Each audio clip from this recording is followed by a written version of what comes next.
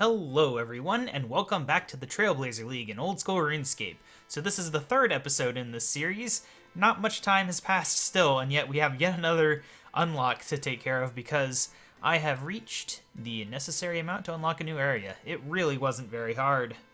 I just kind of did a few of the easy ones. We can kind of look and see what ones I did here if I switch over to complete.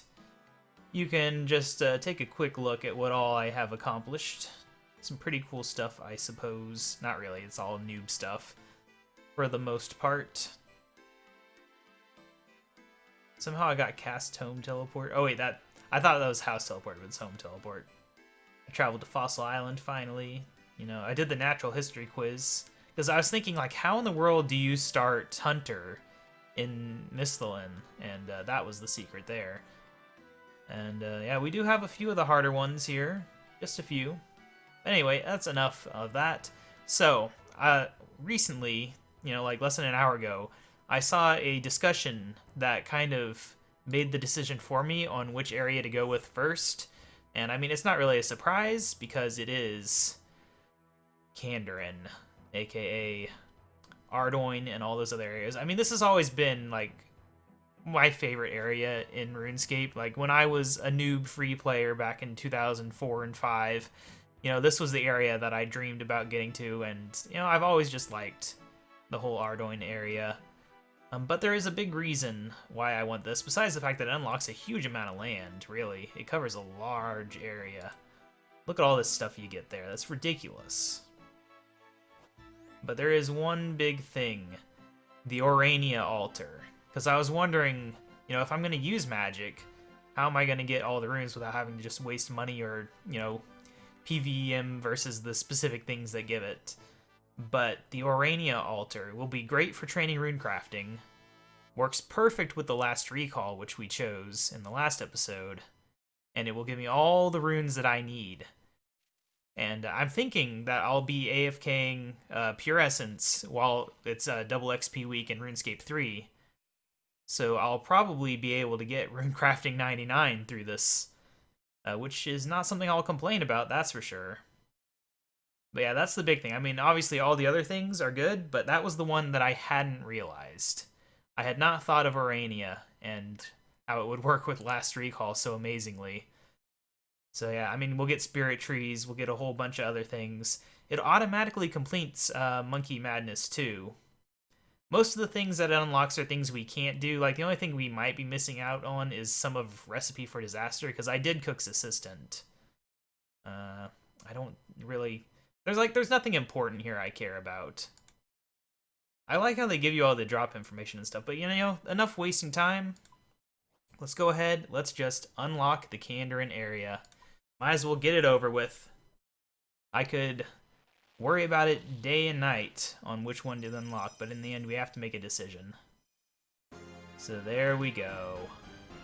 Kandarin. 78 more tasks until the next area, so we finally know the number on that. Very nice. It's 140 total tasks to get to the fourth area. But yeah, let's go ahead and teleport over there. I wonder where it teleports to. That's something we don't know. I would hope somewhere right around Ardoin, but it could be literally anywhere within the area.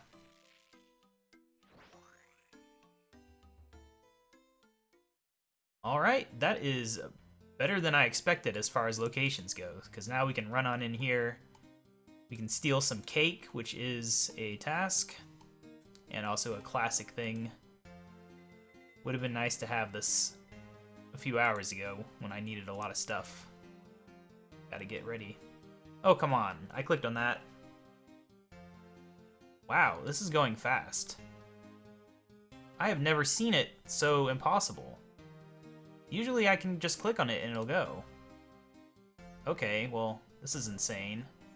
There we go. Hey, we got it first try. I'm glad, because that is insane how fast that is going. I don't know if I'm lagging or what. I'm probably lagging. But yeah, so we now have access to a huge area, because this covers, like, all of this, plus, of course, Apatol. So we can go up to the gnomes, we can use the old spirit tree over here. And we have gliders too, right?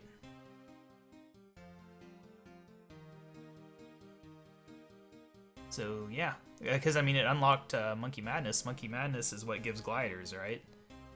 So it should just be a thing that we have. That's the best way to get to the spirit tree from this location. Up and over the bridge near the castle.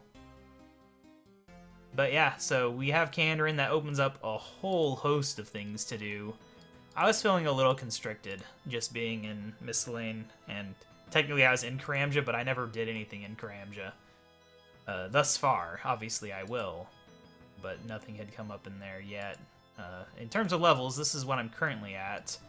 Got a nice level 25 in Slayer and Hunter from the old Natural History quiz, and got a 41 attack from Vampire Slayer. Pretty crazy. I forgot the spirit trees were so small in this game.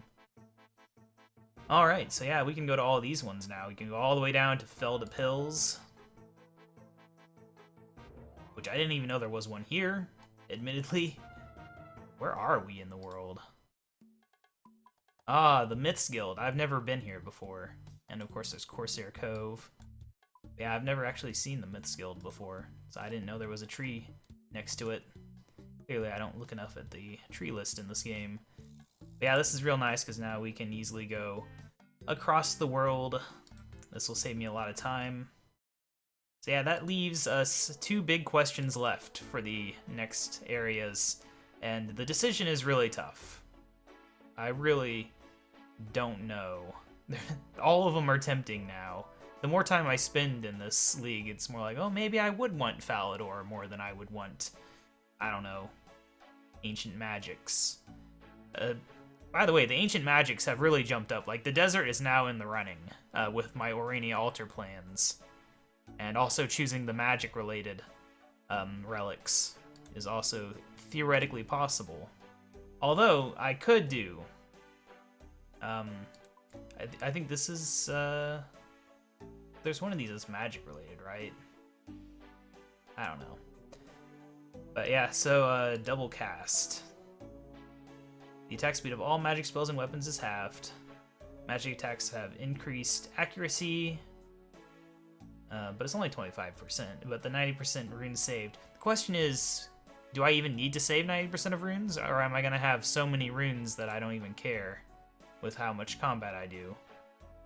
And would I much rather have 15% less damage from all sources and higher HP regain? I don't know. This is a tough choice now with this realization. But yeah, we got a lot to worry about here. And obviously we don't know all the specific details about how some of these work yet because nobody has them. Because I still wonder, you know, does this make things aggressive? If it does, who wants it? Something someone else mentioned about this one though is that you could go to like God War's dungeon, attack one of the assistants, not assistants, but one of the little guys, the 3 little guys that's with the boss, and it would hit the boss too. And it's 100% damage, so accuracy against the boss wouldn't matter anymore. So that's a theoretical use for that. There's probably a lot of crazy uses, but I'm sure by the time that I get to that point, there will be a lot of posts about how good each one is. But anyway, yeah, so that is Kandarin unlocked. Very excited to finally be able to spread my wings a little bit, get away from the crowds. Hey, look at that. That was an accident. Yeah, it feels good to get away from the crowds, to be able to be standing here and only see a couple players instead of 500 players. You know, I can chop trees in peace. We can chop maple trees now. That's another thing that we get from this one. But yeah, anyway, I'll see you guys next episode where we will most likely be getting the next relic. I don't think it's even possible to get the next area before the next relic. But yeah, I'll see you then. Bye!